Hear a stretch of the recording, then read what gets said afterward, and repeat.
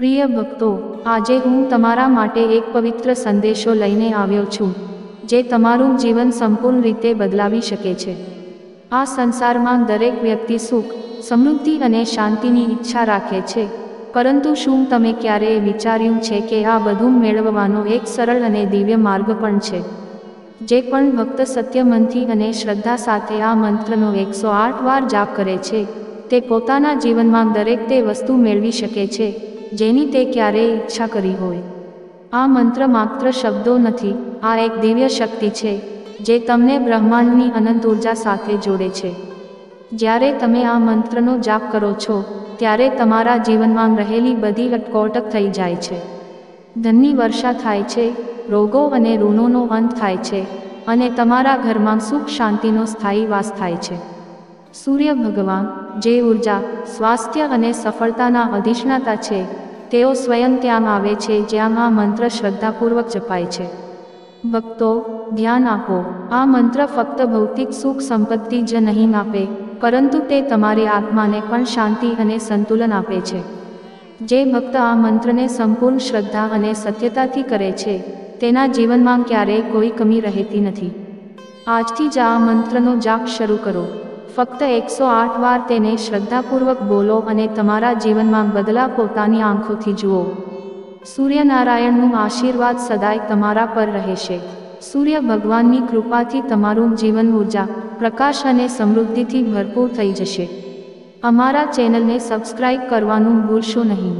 વિડીયોને લાઇક કરો અને કમેન્ટમાં જય સૂર્યનારાયણ જરૂર લખો। ભક્તો, તમારું આ નાનકડું પગલું તમારા જીવનમાં મોટો બદલાવ લાવી શકે છે। આવો, આ દિવ્ય મંત્રનો શ્રવણ કરીએ। જય સૂર્યનારાયણ। शत्रुनाशाय ॐ ह्रीं ह्रीं सूर्याय नमः। शत्रुनाशाय ॐ ह्रीं ह्रीं सूर्याय नमः। शत्रुनाशाय ॐ ह्रीं ह्रीं सूर्याय नमः। शत्रुनाशाय ॐ ह्रीं ह्रीं सूर्याय नमः।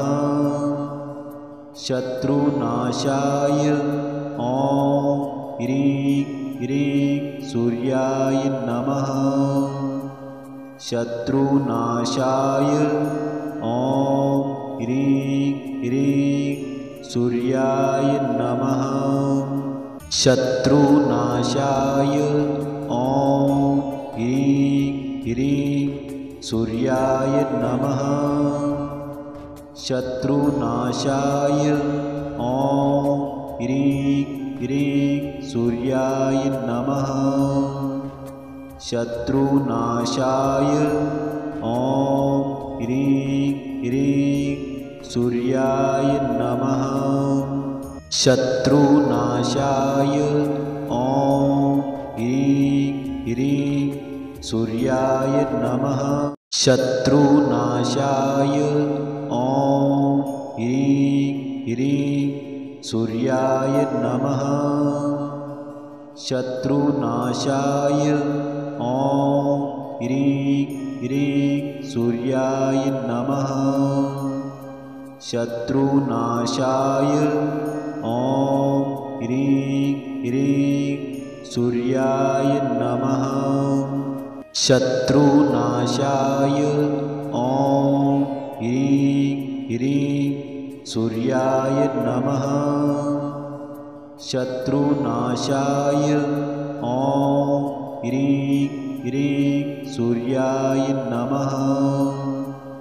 शत्रुनाशाय ॐ ह्रीं ह्रीं सूर्याय नमः।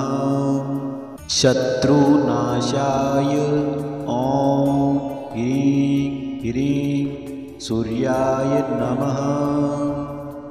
शत्रुनाशाय ॐ ह्रीं ह्रीं सूर्याय नमः। शत्रुनाशाय ॐ ह्रीं ह्रीं सूर्याय नमः। शत्रुनाशाय ॐ